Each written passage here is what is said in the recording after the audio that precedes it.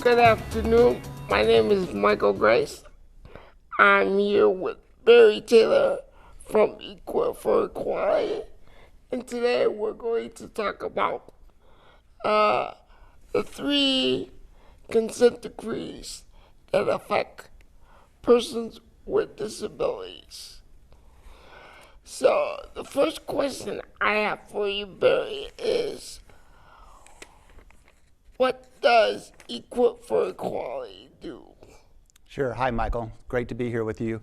Equip for Equality is a private nonprofit organization, and we're designated by the governor to provide what's called the protection advocacy services for people with disabilities in Illinois. Basically, it means we provide free legal advocacy services for anybody with a disability in the state of Illinois. We have offices here in Chicago and then offices downstate in Moline, Springfield, and Carbondale. We have about 30 attorneys and about 50 staff overall. And the second part to the question is, how can people with disabilities contact you? So there are a couple ways to get a lot of information about our agency. One way is to go to our website, which is Equip for Equality, all one word, EQUIPFOREQUALITY.org, equipforequality.org. They can also call us at 312-341-0022. And second question is, why are there so many people that reside in nursing homes? You know, Illinois is a state that has more people in nursing homes and other institutions than any other state in the country. And it's not because our people with disabilities are any different than people with disabilities in any other state, right? So the real reason, I think, is politics. And I think it's the people who run the nursing homes, run the large facilities and institutions, have a lot of power over those in Springfield. And so for a lot of years, the folks in Springfield, the governor and the legislature, were influenced by that power and made the decisions to support those needs as opposed to supporting the needs of people with disabilities. We did a 50-state study to find out how states provided more integrated community services, what was the reasoning in those states. And what we found is there are 3 things that can happen. One is you have a motivated governor, 2, you have a motivated legislature, or 3, you have litigation, bringing court cases. And in Illinois, we didn't have a motivated governor, and we didn't have a motivated legislature because of those political powers that I mentioned before. So we had to turn to factor number 3, litigation, and that's why we brought the cases that we're going to talk about today. And what does the law say in regards to people with disabilities being able to live where they want? Yeah, great question. So in 1990, as I'm sure most of your viewers know, Congress passed the Americans with Disabilities Act. And in the Americans with Disabilities Act, at the beginning, it talks about a lot of different things, the history of discrimination against people with disabilities. And one of the things that said was that historically, people with disabilities have been segregated, separated away from other people with disabilities, and that was a form of discrimination. And after the ADA was passed, the Department of Justice was designated to implement certain parts of the ADA, and they had to do what's called pass regulations. And in those regulations, one of the things they said was that people with disabilities should be served in the most integrated setting. And that was what the ADA required. And so that, a lot of people call that the integration mandate. So the ADA itself plus the Department of Justice regulations together say that people with disabilities should be served in the most integrated setting with the supports they need to be successful. And why are there 3 different consent decrees? Well, I think to understand that, we have to look at what happened after the ADA was passed. And the main thing that happened was that 2 women, Lois Curtis and Elaine Wilson, were in institutions in Georgia, and they didn't want to stay in those institutions. So they filed a suit under the ADA that's now called the Olmstead Decision. And that case went all the way to the Supreme Court. And in that case, the Supreme Court said that unjustified institutionalization in and of itself is discrimination under the ADA. And I think that was really a historic day in 1999 when the Supreme Court held that, 20 years ago this past June, because it was basically saying that separate can never be equal. And for a lot of us in the disability community, we think of the Olmstead decision as sort of our Brown versus Board of Education, that separate can never be equal, whether it's because of your race or because of your disability. And so it was when that case was passed and decided that we decided that we wanted to use that decision to make change in Illinois. So for a number of years after that case was decided, we tried to work collaboratively with the state, and we really didn't see any change.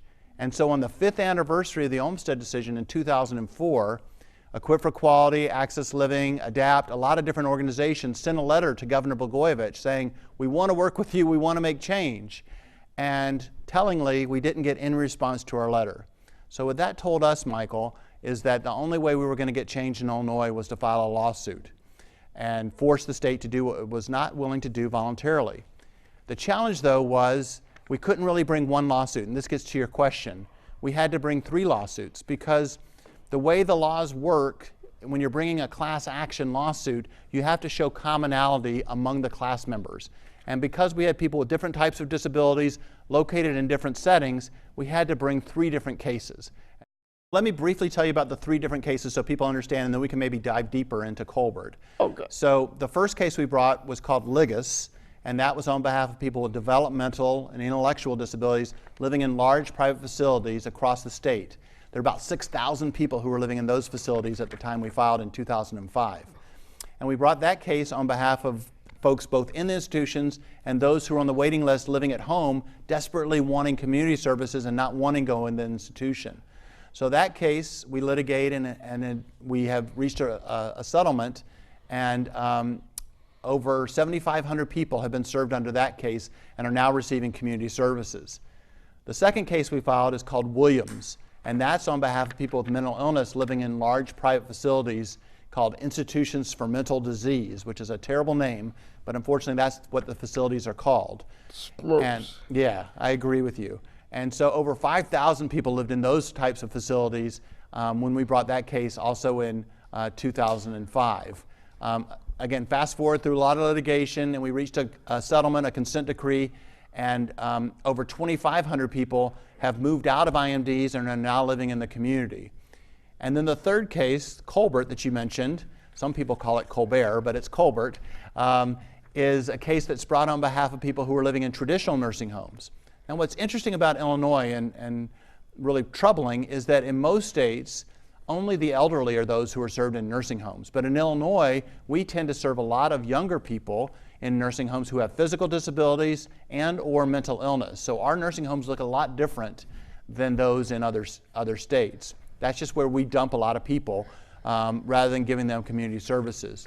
So we thought that case was very important as well, and we brought that in 2007. So we filed that case. Again, we were able to reach a consent decree, a settlement, and since that case has been filed and the consent decree was entered, over 2,500 people have also moved into the community out of those nursing homes in Cook County. The state is currently still trying to comply with all the requirements. They're not meeting all the requirements, so those cases are continuing. What are some of the successes? You know, what's been really exciting is, you know, it's easy to talk about the numbers. I mean, if you add up all those numbers, I think almost 13,000 people have received community services as a result of the 3 consent decrees.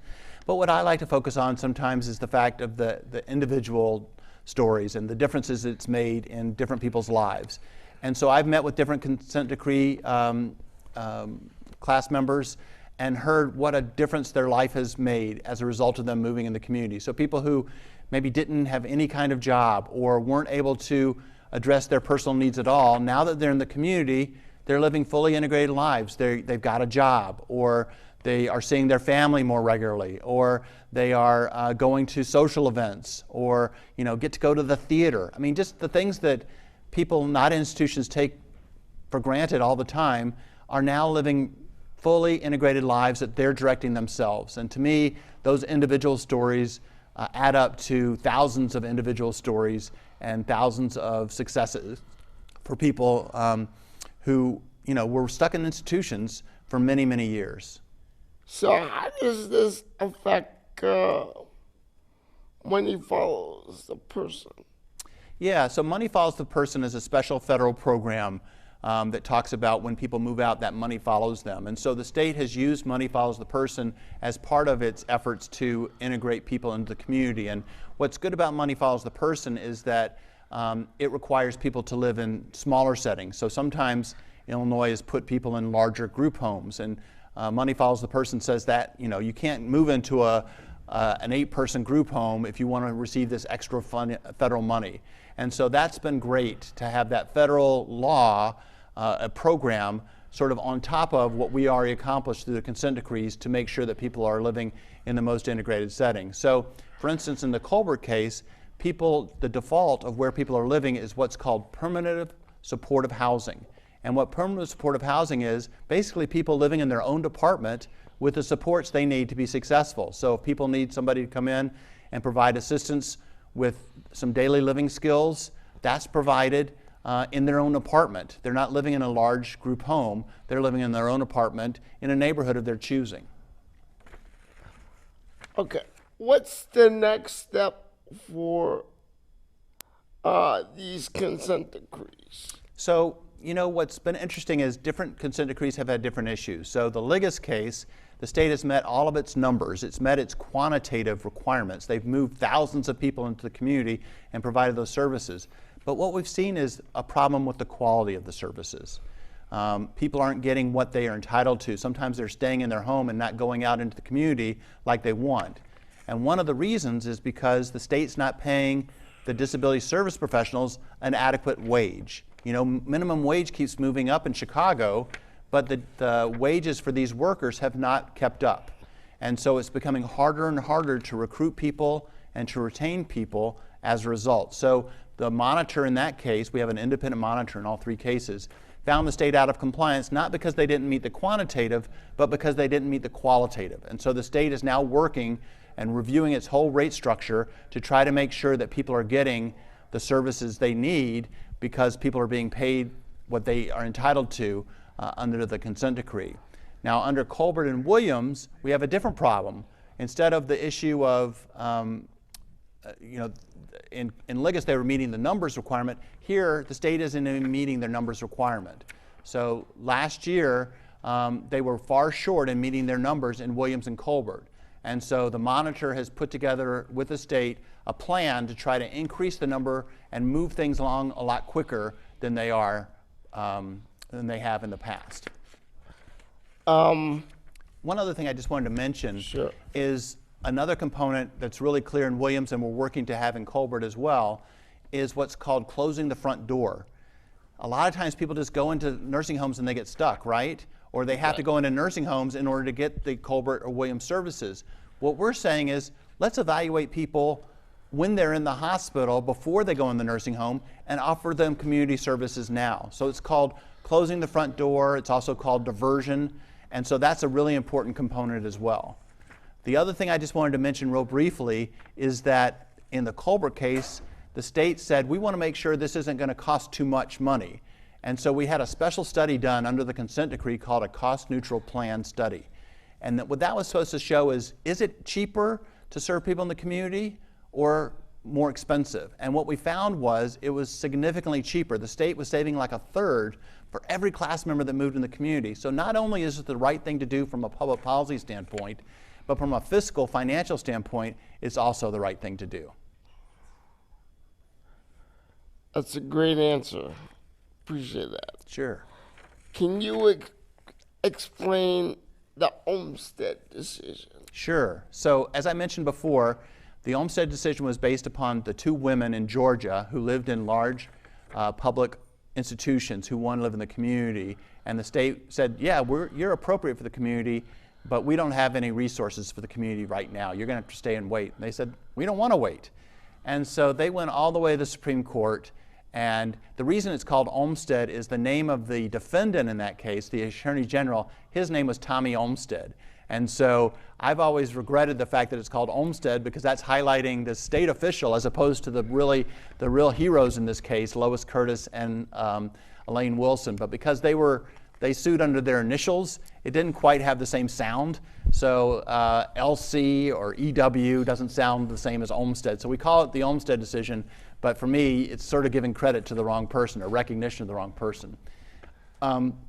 But Ruth Bader Ginsburg wrote the Olmstead Decision, and she's the one who said that unjustified institution is discrimination under the ADA. So she was the one who said that really important language that we all really celebrate today, and was the one who wrote that opinion. There was a dissent saying that you had to show a difference how people are treated, without disabilities and with disabilities, and that was Justice Thomas. And Justice Ginsburg said, no, in and of itself, institutionalization, segregation, that's enough to be discrimination under the ADA, which is so important. So I think she gave us a great roadmap on how to really achieve freedom and true integration and true equality for people with disabilities. Now, we know that there's a lot of people with disabilities still stuck in nursing homes because nursing homes don't want people with disabilities to affect their bottom line. What can we do to improve that situation? Yeah, it's a big issue. You're right, because the nursing homes, they're privately owned. They're, most of them are for-profit organizations. They're just trying to make a buck, right? And so it's in their interest for people with disabilities to stay in the nursing homes as long as possible. They want to keep them fully populated. And that's why that whole concept of diversion, of closing the front door, getting people community services before they go into it, is really important. The other thing that's really important is that it's not the nursing homes who talk to people with disabilities about whether they want to move or not. We actually have independent people who do outreach and talk to people who aren't affiliated with the nursing homes. They don't have a financial interest, who talk to them and say, do you want to go or not? And they meet in a private space so that the nursing home folks can't be listening in on that conversation and try to influence them. And then the evaluation of whether they can move or not is also done by somebody who's independent in the nursing home. So that independence, I think, is really, really important and something that's in all 3 consent decrees. But I think part of the problem is the state of Illinois, about 4 or 5 years ago, decided to bring in managed care companies. Right. So they are another gatekeeper. Right. If they don't feel that you can be successful in the community, they have a lot to say whether you stay in the institution or in the community. Right, and you're right. And managed care entities are part of the Colbert consent decree process. We have 2 different ones, Aetna and Illini Care. However, for some people, you can sort of skip the managed care part and be evaluated by a community provider. So a lot of the folks with mental illness in the nursing homes aren't even evaluated by the managed care entities. They're evaluated by the community mental health provider. But even if you are evaluated by one of the managed care entities, if people feel like they haven't gotten a fair evaluation, there is an appeal process, they can also contact us. We are class counsel, so we're not walking away from this case. We meet with the state every month. In fact, after this interview, I'm going straight to a meeting with the state about what they're doing to make sure they follow the consent decree. And I've got several questions based on people who've contacted me that I'm going to raise with the state. So people should feel free to contact me or any of my co-counsel if they feel like they're not getting what they're entitled to under the consent decree, and we promise to follow up. Thank you. Now I'm going to give a short personal story of how I got out of the nursing home. Great. In 2014, I transitioned out of a nursing home. But the key thing that I want to mention for me is I was already connected in the community. So I knew what my rights were. And the nursing home could not divert me in the wrong direction. But a lot of people with disabilities don't have that option of being connected in their community.